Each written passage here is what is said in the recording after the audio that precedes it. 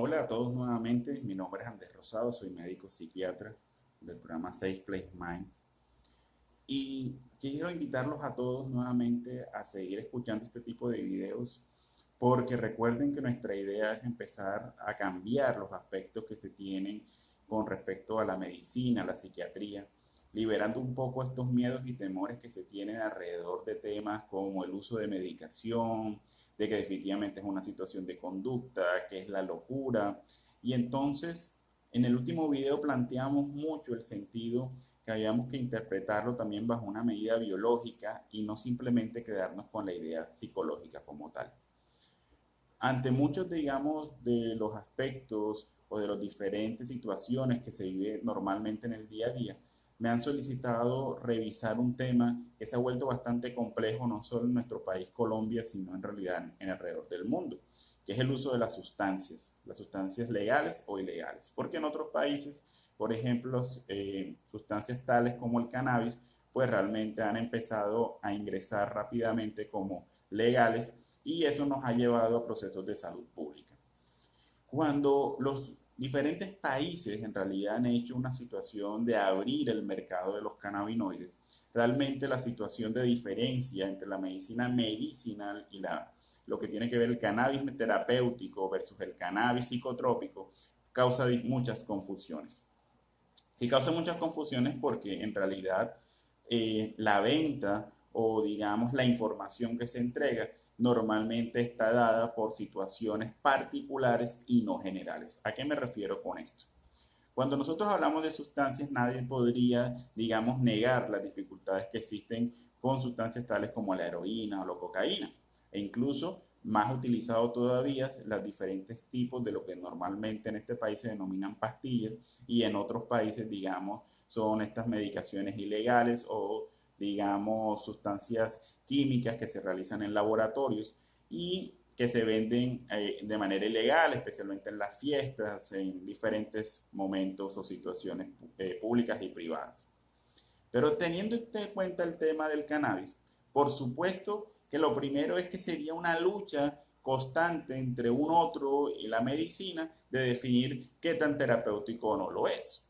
Podríamos discutirlo bajo el sentido de que por supuesto existen cannabinoides internos a nivel corporal que orgánicamente nos ayuda en situaciones, digamos, por ejemplo, como el dolor. Hay mucha utilización de esta sustancia a nivel tópico que nos ayuda para las articulaciones, los dolores en general. Muchas personas lo utilizan bajo componentes antiinflamatorios y por supuesto que los tienen. Ahora bien, cuando a veces intentamos mencionar que son más naturales o que son de alguna manera muy distintos a producir efectos secundarios, como podría ser una medicación como el ibuprofeno, el acetaminofén, pues claro, pero es que hay una cosa que se nos ha olvidado a todos. Normalmente, cuando hablamos de esto, estamos hablando de automedicarse. Y las automedicaciones de por sí no son saludables porque no todos necesitan la misma medicación para aunque sea la misma dolencia. Independiente que normalmente en medicina, especialmente la alopática, pues por supuesto el uso es generalizado a veces del mismo. Pero las situaciones particulares donde las personas de alguna manera son inocuas a efectos secundarios o a largo plazo de la sustancia, no hace que no existan. Así como no existen seguridad total de que las medicaciones alopáticas pueden no causar ninguna problemática. Uno toma un vademecum, que es un libro donde se encuentra toda la farmacología, y encuentra usos, 3 o 4 líneas, y advertencias o efectos secundarios, 50 60 líneas. Si hiciéramos lo mismo que en el vademecum saliera el cannabis, por ejemplo, por supuesto tendríamos la misma situación. Van a salir usos 3 o 4 y efectos adversos todos los que quieran. Entonces los defensores de la sustancia como tal muchas veces lo han utilizado más bajo el sistema recreativo y la evasión de la inocuidad. Pero entonces la pregunta es, ¿por qué si existe la adicción? Porque si esto algunos dirán, y esa es otra rama de la discusión, no, pero es que, por ejemplo, el alcohol y el tabaquismo es legal, ¿por qué no el cannabis? Y aquí la discusión realmente no es sobre la legalidad. ¿Por qué? Porque sería muy tonto mencionar de que no existe dificultades por el uso de alcohol. Todos los días lo vemos, vemos la gran accidentalidad. Ah, pero es que no se ha comprobado que el cannabis produzca accidentes tanto como el alcohol. Sí los produce. Claro que existen. claro que hay efectos de violencia, claro que hay delitos por el consumo. Entonces, digamos, muchas veces el defensor de la sustancia no hace el límite muchas veces entre lo que podría llamarse como un uso terapéutico y el que no, sino bajo la situación recreativa, y es donde se genera mucha confusión. Ahora bien, la primera pregunta que yo siempre hago es, ¿de dónde nace normalmente el uso de cualquier sustancia? Y el uso de cualquier sustancia nace principalmente de una situación externa. ¿Y cuál es la primera situación externa cuando hablamos de adicciones en jóvenes, por ejemplo? El consumo de alcohol, cigarrillo y ahora de uso común el cigarrillo electrónico en la población adulta. ¿Y esta población adulta quiénes son? Los padres, los tíos, los abuelos, las tías, las primas que nos están educando. Entonces, por ejemplo, una situación donde vemos a nuestros chicos, a nuestros infantos, a nuestros adolescentes, donde vemos que existe una fiesta de 15 años y el papá es el que más junto a los familiares y los amigos consume alcohol, posteriormente, ¿qué le va a poder decir a alguien, al hijo? ¿Qué le va a poder decir a alguien a otro joven? ¿Qué le puede decir a alguien a educarlo bajo la situación de un comportamiento adulto? No hay manera. Entonces, realmente para mí, cada vez que trato de hacer una explicación, especialmente con las áreas tanto de los adultos en los colegios o en las diferentes universidades o en los diferentes entes de salud que a veces lo llaman a uno o educacionales, el primer concepto es que tenemos que los adultos tener la responsabilidad de entender que lo que nosotros hacemos es reflejado socialmente. Entonces, claro, hacemos críticas, todos sabemos que las drogas son malas, las sustancias son esto y aquello, pero normalmente, ¿quiénes la utilizan de entrada? Pues los adultos. Y estos adultos vienen de otra educación de otros adultos que le muestran que controlarse, que es que el alcohol se puede controlar, que es que el tabaco se puede controlar, que las sustancias en general se pueden controlar. Y en realidad todos sabemos que no es así, que se nos convierten en hábitos, que se nos convierten en circunstancias, digamos, prácticamente de la vida diaria. ¿Sí? Que esperamos fines de semana, a veces ni siquiera lo esperamos. Que ahora alguien lo va a discutir, no, pero es que una cosa es estar tirado borracho y otra cosa es tomar de vez en cuando.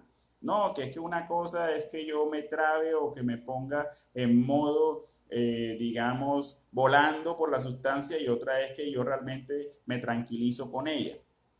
Claro, la discusión es infinita, la discusión es multifuncional, pero la realidad al final, desde el punto de vista médico, desde el punto de vista objetivo, es que en realidad sí tiene una consecuencia. Y las consecuencias a veces son de mediano o largo plazo. Y hay una segunda consecuencia que yo quiero recordarles a todos.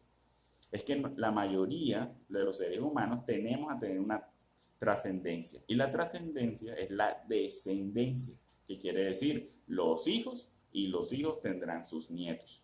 ¿Y esto qué quiere decir? Que nosotros tenemos que entender que si nosotros empezamos a vulnerarnos biológicamente, por supuesto se va a transmitir biológicamente. Fuera de las situaciones que se puedan presentar por el uso de sustancias, también se va a presentar una vulnerabilidad biológica. ¿Dónde lo ve uno normalmente en las consultas o uno lo ve en las historias de vida de cada quien? Hombre, cuando dicen, hombre, yo era muy bebedor, yo de vez en cuando consumí, yo hice una serie de cosas que eran malas en mi vida, pero este muchacho consumió una o dos veces, si usted lo viera, está consumiendo de todo, o se pasa de más, o le digo que tome una sola y se toma 20, no puede controlarse. Claro, ¿por qué? Porque ya viene de un sistema que de alguna manera viene vulnerado genéticamente y nos hace más susceptibles. ¿Y por qué cuando estamos en la discusión de por qué ha habido aumento de sustancias y todo eso? Hombre, porque mientras antes hablábamos mucho de que era llenar los vacíos de la vida, que es que teníamos tantas dificultades que era la única manera que teníamos de controlar todas estas, para olvidar lo que nos pasaba, ahora tenemos un grupo poblacional tremendamente elevado a nivel mundial que ya está vulnerado biológicamente a eso. Y que ante cualquier probada o experimentación, enseguida produce largos periodos o incluso a veces saltos de sustancia mucho más elevados que los demás. Entonces, pregunta, ¿por qué necesitamos normalmente una sustancia legal en todos los países, como puede ser el alcohol, para estar tranquilos o para tener un poco de euforia, para poder estar bien? para quitarnos el estrés de la semana laboral o el día a día que vivimos todo el tiempo. Eso se denomina de alguna manera automedicarse.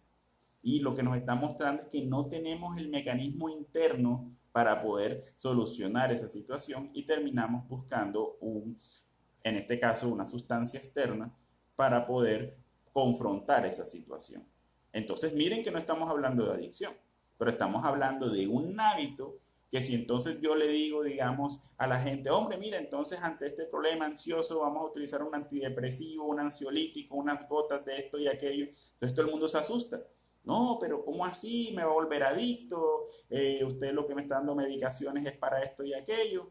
Y cuando uno ve, la mayoría del modo vivendi, los fines de semana son de alcohol, de cigarrillo, como les digo ahora, el tabaquismo electrónico que se ha vuelto, digamos, tan de moda, el uso a veces de otras sustancias. Pero miren cómo los seres humanos, de alguna manera, hacemos tres mecanismos para siempre salvarnos de cualquier situación.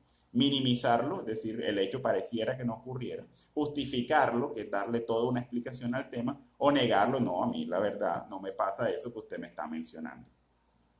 Entonces los invito a reflexionar sobre este tema, a revisarse sobre sí mismos. Recuerden que Safe Place Mind es un sistema que lo que busca es que antes de que sucedan los procesos crónicos como tal, lo que llamamos trastornos mentales, lo que llamamos toda la enfermedad mental, realmente podamos, antes de que suceda, bajo un mecanismo de promoción y prevención y psicoterapia personal, poder resolverlo. Infórmate, aquí estamos un grupo de profesionales dispuestos a apoyarte al número más 57 300 248 1344. Búscanos en nuestras redes y seguiremos montando estos videos que buscamos que sean educativos para la gente, pero que también nos hagan reflexionar sobre las diferentes dificultades del día a día. Gracias.